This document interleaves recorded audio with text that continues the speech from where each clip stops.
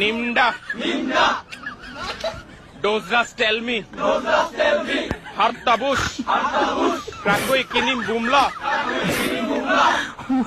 Mohinus Zuku. No Hakwe.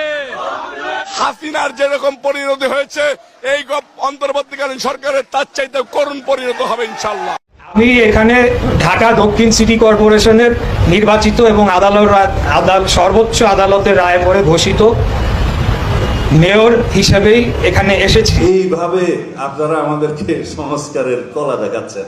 আসর করেছে আপনার যে ডিসেম্বর থেকে জুনের ভিতরে এর মধ্যে বলতে থাকতে হবে, ডিসেম্বরের আগেই নির্বাচন দিতে হবে বাংলাদেশের মানুষের দাবি। শুনে রাখুন মাননীয় সংস্কার কমিশনের নেতৃবৃন্দ, ইনক্লুডিং ডক্টর মোহাম্মদ ইউনূসের সরকার আমাদের বসানো সরকার, আমাদের তাকে সফল করানো আমাদের দায়িত্ব এবং তার নেতৃত্বে একটি ঢাকার দক্ষিণ সিটির মেয়র সাদেক হোসেনের খোকার ছেলে ইশরাফ হোসেন যখন আদালতের রায়ে তাকে বারবার শপথ গ্রহণে নিষেধ করা হয়, ইশরাফ হোসেন তা মানতে নারাজ। তিনি আইনের মাধ্যমে প্রক্রিয়ার মাধ্যমে তিনি বৈধ মেয়র হিসেবে ঘোষণা করছেন।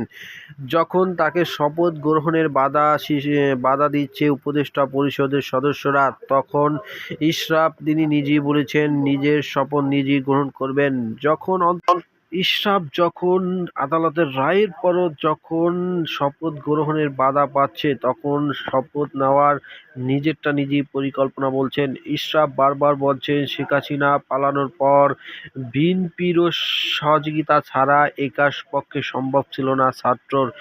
যখন ছাত্র আন্দোলনের মুখে শেখ হাসিনা পদত্যাগ করে ভারত পালিয়েছেন, তখনই অন্তর্বর্তীকালীন সরকারের দায়িত্ব পালন করেন ডক্টর মোহাম্মদ ইউনূস। ডক্টর মোহাম্মদ ইউনূস এবং ছাত্র আন্দোলনের কিছু উপদেষ্টা পদে দায়িত্ব পালন করেন।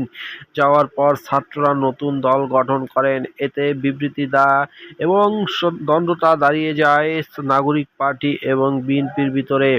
যখন আদালতের রায় এনে ইশরাফ হোসেন মেয়র পদে বৈধতা করে, তখন এই দিকে বাধায় দাঁড়ায় উপদেষ্টা পরিষদের সদস্যরা, তারা দ্বিমত করে।